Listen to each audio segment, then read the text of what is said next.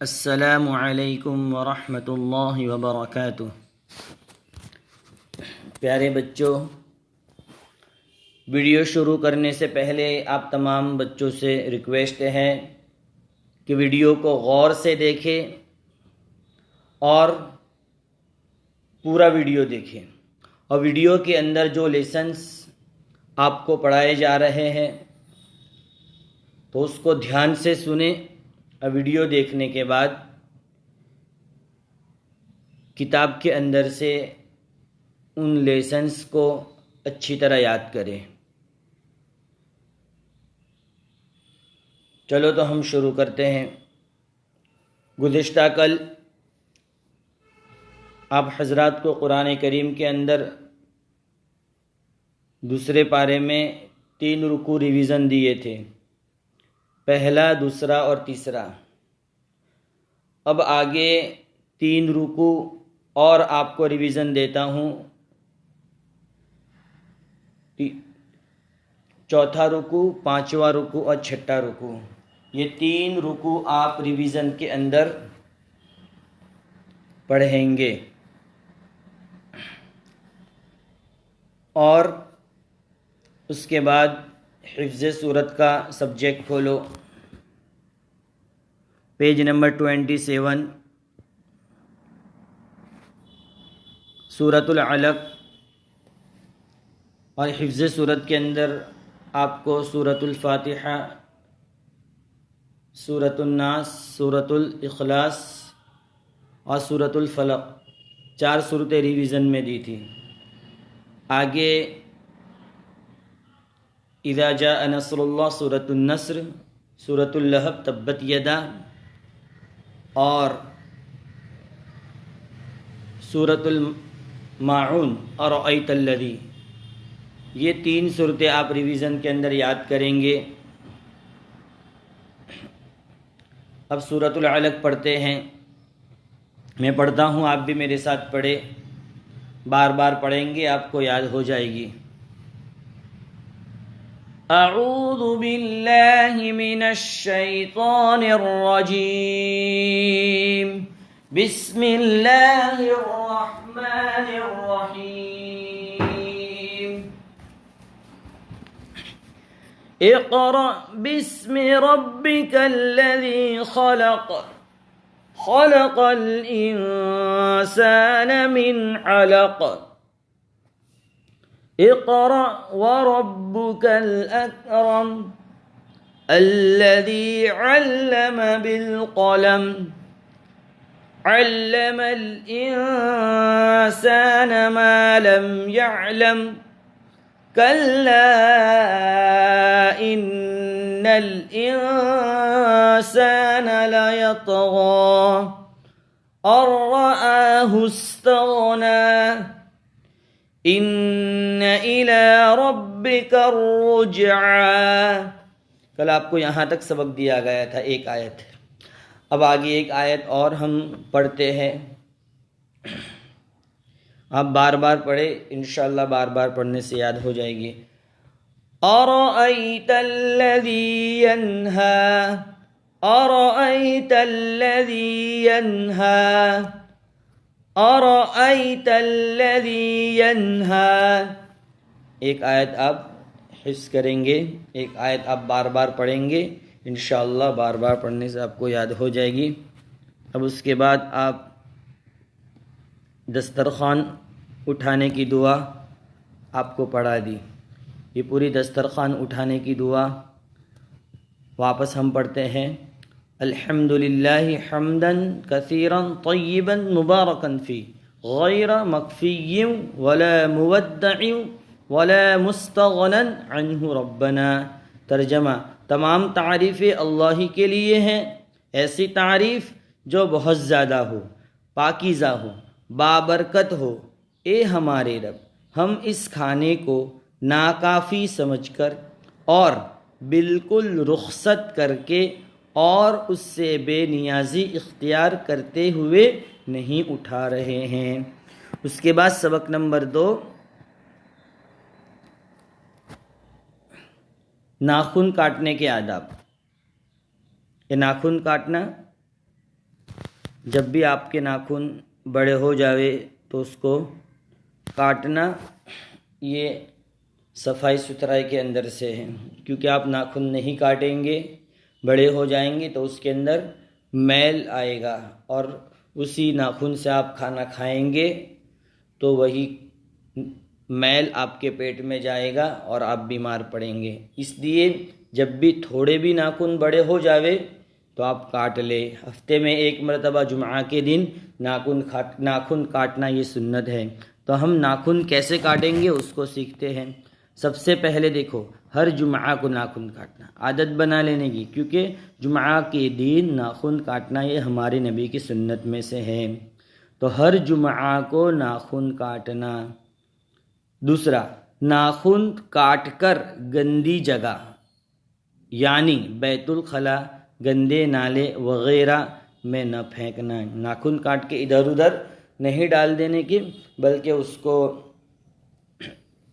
صاف ستھری جگہ پر اس کو پانی میں بہا دینے کا، یا پھر ناخن کاٹ کر اس کو دفن کر دینے کا۔ دیکھو تیسرا وہی ہے کہ ناخن کاٹ کر دفن کر دینا یا صاف پانی میں بہا دینا۔ یہ ناخن کاٹنے کے 3 آداب آپ یاد کریں گے۔ اس کے بعد آپ کو سبق نمبر 2، اللہ تعالیٰ کی ذات و صفات کے اندر سے سبق دیا گیا تھا،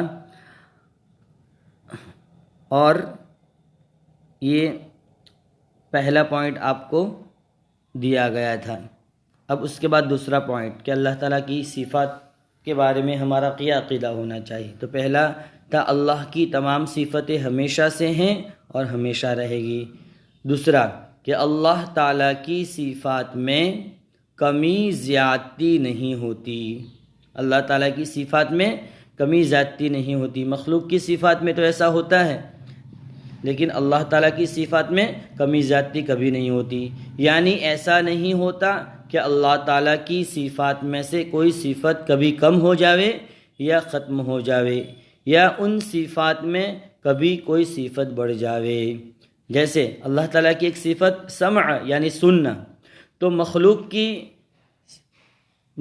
کی جو سمع کی قدرت ہے یعنی سمع سننا، تو کبھی اس کی صفت کے اندر یعنی سننے کی صفت ہے تو اس کے اندر کمی زیادتی آ سکتی ہے، لیکن اللہ تعالیٰ کی صفت میں کبھی بھی کمی زیادتی نہیں آتی ہے۔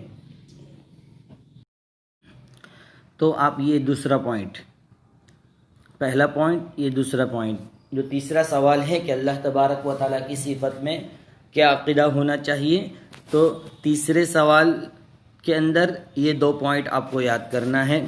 اس کے بعد آپ سیرت کا سبجیکٹ کھولیں۔ ہمارے نبی پیج نمبر 114 سبق نمبر 3، ہمارے نبی صلی اللہ علیہ وسلم کی غذا۔ ہمارے نبی صلی اللہ علیہ وسلم کو کھانے میں کیا پسند ہے؟ دیکھو دھیان سے سنو۔ پیارے رسول اللہ صلی اللہ علیہ وسلم دوسروں کی بھوک کا بڑا خیال رکھتے تھے۔ آپ کے پاس جو کچھ آتا آپ زیادہ تر اسے دوسروں پر تقسیم فرما دیتے تھے۔ آپ کا کھانا بہت سادہ ہوتا تھا، یہاں تک کہ چپاتی بھی آپ کے دسترخوان پر نہ ہوتی تھی۔ یعنی آپ صلی اللہ علیہ وسلم نے کبھی بھی روٹی نہیں کھائی ہے۔ آپ کے پاس جو بھی کھانا آتا تھا تو آپ دوسروں کو اس کو تقسیم کرتے تھے۔ آپ تھوڑا لیتے اور زیادہ تر دوسروں کو تقسیم کر لیتے تھے، اور غریبوں کی اور بھوکوں کا بہت خیال رکھتے تھے۔ اس کے بعد والا پیج دیکھو۔ اس کے بعد دیکھو، حضور صلی اللہ علیہ وسلم کو کھانے کی کچھ چیزیں بہت پسند تھیں۔ سرکہ، شہد، حلوہ، زیتون کا تیل، لوکی اور حیث آپ بڑے شوق سے کھاتے تھے۔ حیث کسے کہتے؟ دیکھو، حیث عرب کی ایک غذا تھی، ایک پکوان تھا، ایک کھانا تھا عرب کا۔ وہ گھی میں کھجور اور پنیر ڈال کر پکاتے اور حیث تیار ہو جاتا تھا۔ تو یہ حیث آپ صلی اللہ علیہ وسلم کو پسند تھا، بڑے شوق سے کھاتے تھے۔ دست کا گوشت زیادہ پسند فرماتے۔ گوشت میں لوکی کی ترکاری پڑی ہوتی تو خوش ہوتے، اور لوکی کے ٹکڑے بڑے شوق سے نوش فرماتے۔ حضور صلی اللہ علیہ وسلم کے گھر میں جو کا آٹا ہانڈی میں پکنے کے لیے چڑھا دیا جاتا، اس میں زیتون کا تیل، زیرہ اور کالی مرچیں ڈال دی جاتی، یہ سب پک جاتا تو یہ غذا بھی بڑے شوق سے کھاتے۔ اس کے بعد آگے دیکھو، پتلی پتلی ککڑیاں بھی بہت پسند تھیں، تربوز کو کھجوروں کے ساتھ کھاتے، ستو بھی نوش فرماتے، دودھ کبھی خالص پیتے اور کبھی پانی ملا لیتے۔ کبھی ایسا ہوتا کہ آپ کے لیے کشمش، کھجور اور انگور پانی میں بھگو دیا جاتا، کچھ دیر کے بعد وہ پانی آپ نوش فرما لیتے۔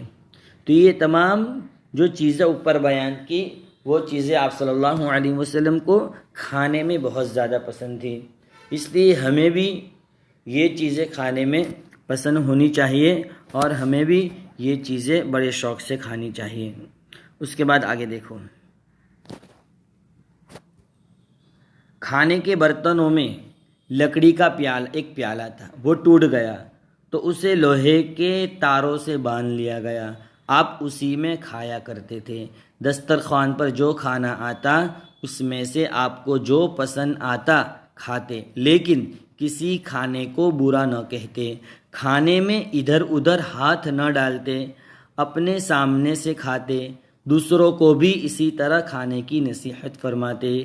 حضور صلی اللہ علیہ وسلم ٹیک لگا کر کھانا بہت ناپسند فرماتے، ٹیک لگا کر جیسے اس طرح کھاتے دیکھتے، جسے اس طرح کھاتے دیکھتے منع فرماتے۔ اب ہمارے نبی کیسے کھاتے تھے؟ آپ کا طریقہ کیا تھا کھانے میں؟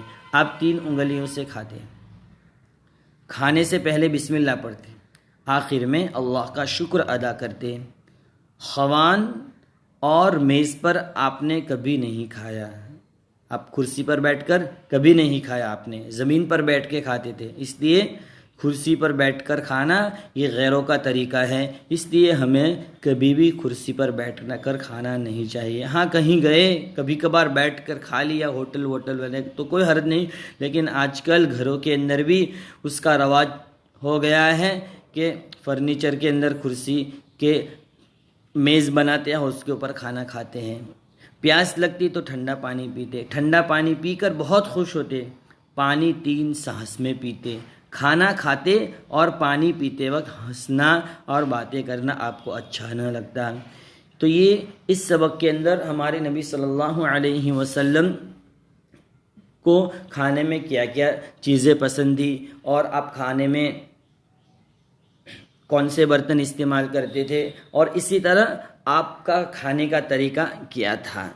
تو یہ ان تمام چیزوں کو آپ کو اچھی طرح پڑھنا ہے اور اس کے اوپر عمل کرنا ہے۔ ہمارے نبی کی ایک ایک سنت کو ہمیں اپنی زندگی کے اندر لانا ہے۔ یہ 3 سوال ہیں کہ آپ کو کھانے میں کون سی چیزیں پسند تھی، تو آپ پورے سبق ریڈ کریں گے تو اس میں آپ کو پتہ چل جائے گا آپ کے کھانے کا طریقہ کیا تھا، آپ کیسے کھاتے تھے، آپ پانی کس طرح پیتے تھے۔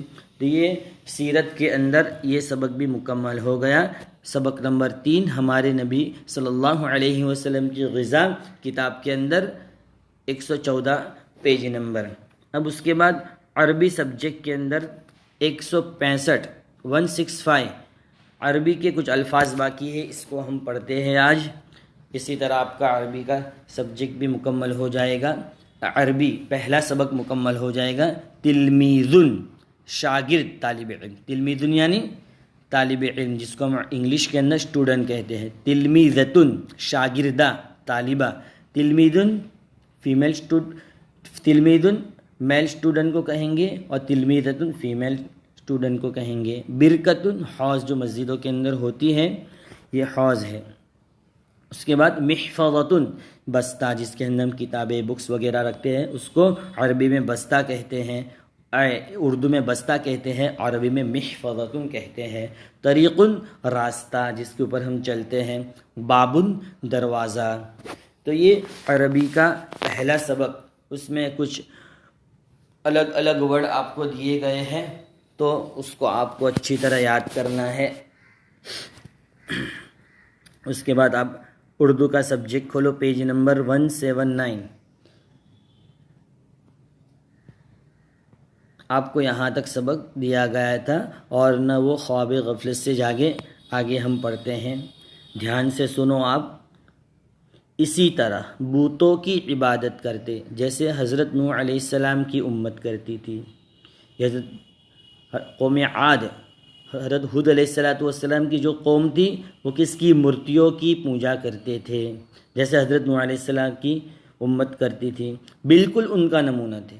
اپنے ہاتھوں پتھر تراش کر بت بناتے تھے، پھر ان کی پرستش کرتے تھے، اس کے روبرو سجدہ کرتے تھے، اس سے سوال کرتے تھے، اس کی عبادت میں شب و روز لگے رہتے تھے، مورتی پوجا کے اندر رات دن اسی کے پیچھے لگے رہتے تھے، ان سے دعائیں مانگتے تھے، اس پر نظر و نیاز چڑھاتے تھے، ان کے نام کی قربانی کرتے تھے۔ تو یہاں تک آپ کا سبق رہے گا، آپ اس کو اچھے سے ریڈ کریں، ویڈیو کو دیکھ کر کتاب کھولیں، کتاب کے اندر آپ کو ویڈیو کے اندر جو جو لیسنس آپ کے سامنے پڑھائے گئے، آپ کے سامنے ایکسپلین کیے گئے، تو آپ کتاب کے اندر سے بھی اس کو اچھے سے طرح ریڈ کریں۔